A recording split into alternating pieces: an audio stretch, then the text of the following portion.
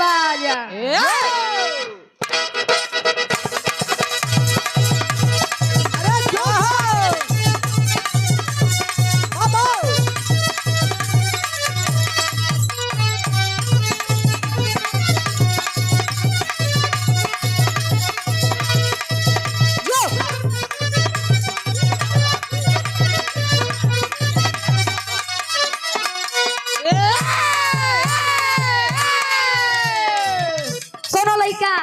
वाह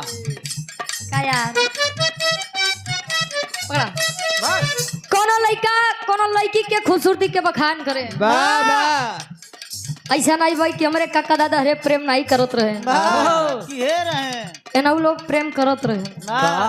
कैसे करत रहे जानत है हाँ कैसे ये सब खुरपी निशान लगाए लगाए प्रेम के रहे अच्छा खुरपी के निशान काहे बदे लगा भाई कहाँ जब यहाँ छाछ चली आए हाँ हाँ तो पतरकी चली आए अरे वाह ढेर जानकार है तू वाह ये तो मान ला पुराना काका दादा हरे के प्रेम रहा देखा खूबसूरत चीज हो खूबसूरत वस्तु हो या खूबसूरत इंसान हो वाह खूबसूरती का बखान करने में कोई संकोच नहीं करना चाहिए। ये भोजपुरी गीत मार्केट में बड़ी वायरल बा ट्रेंडिंग बा वाह वाह कोनो दुल्हा अपने दुल्ही के तारीफ करे वाह बखान करत बा कैसे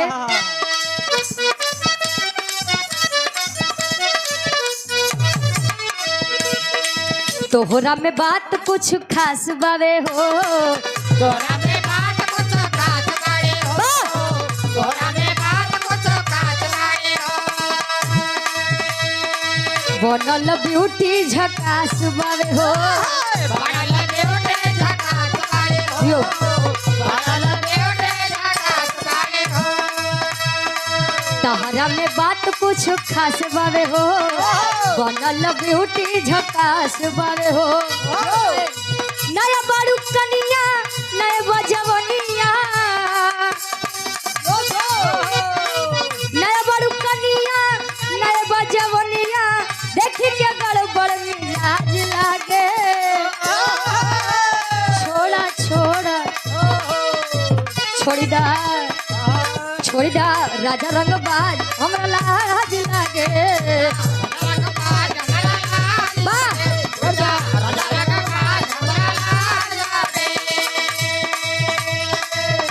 ये गीत खेसारी भैया वाह देखा मार्केट में दो गाना बार एक राजा रंगबाज खेसारी भैया के एक राजा रंगबाज पवन भैया के वाह इता खेसारी भैया वाली आहा दुल्ही कहे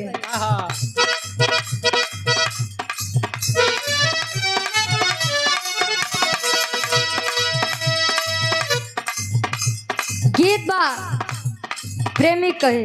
वाह दुल्ही अपने सैया जी से कहे चार दिन भइले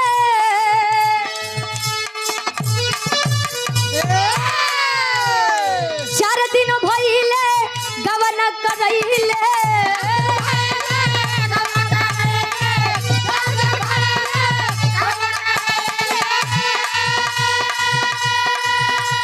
चार दिन भइले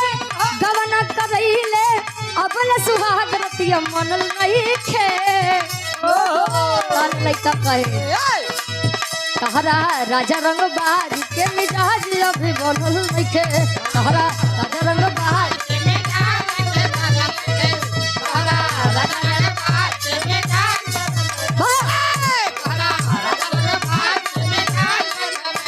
और ये हमारे गार्जियन जी अपना म्यूजिक प्रयागराज के मलिकार साहब इस शुरुआती में पैसा दे दिए रे वाह 500 रुपए देकर सम्मान किया और इनकर फरमाइश बा एक बिरहा के नारा जना वाह मन बनत आहा न मानिए एक महीने पड़ा तहरा बा तहरा राजा रंगबाज के मिजाज अभी बनल नहीं थे राजा रंगबाज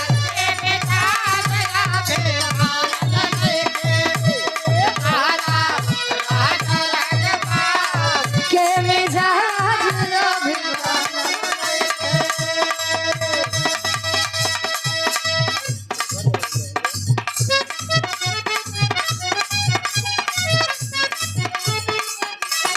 एक छोटा सा पूर्वी निर्गुणी भाव में, एक छोटा सा भाव निर्गुणी भाव। अब पूर्वी ना वही काहे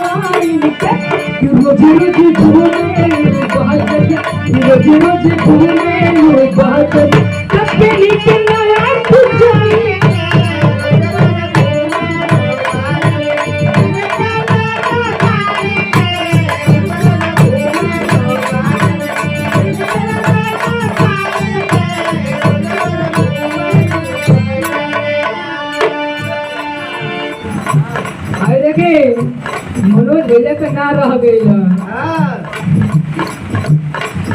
भाभी लेके गई है तो भैया को निकला पॉकेटवा में से कंपटीशन चला था का। अच्छा देखिए मनोज भैया की तरफ से हमेशा भैया का आशीर्वाद प्यार मिलत रहेला, हजारों हजार रुपया का आशीर्वाद प्यार सबके प्रणाम पे आगे बढ़ा। तब लड़कियां बतावतिया का बतावत है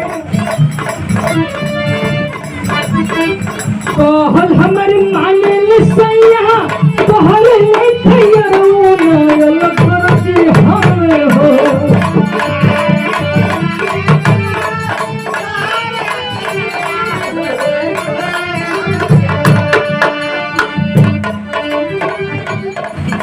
क्या बात है ठीक है कहल हमर माने सैया तोहरे खैरो नयल करती हवे हो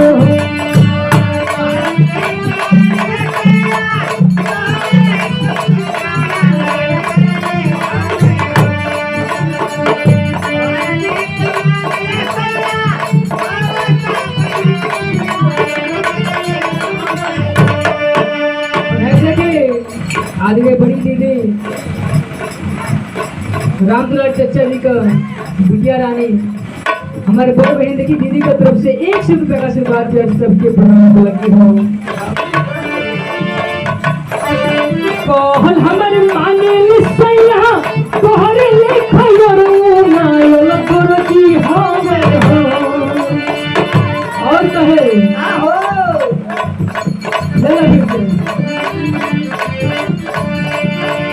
कहल हमर माने सैया तोहरे खैरो नयल करती हवे हो चोलिया किस्म किस्म के सिया चोलिया किस्म किस्म के सिया बुआ कर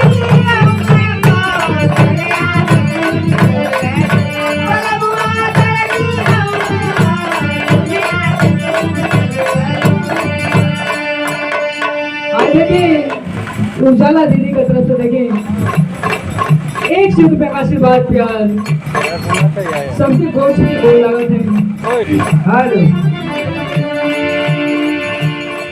कहल हमर माने सैया तोहरे खैरो नयल करती हवे हो चोलिया किस्म किस्म के चोलिया किस्म किस्म के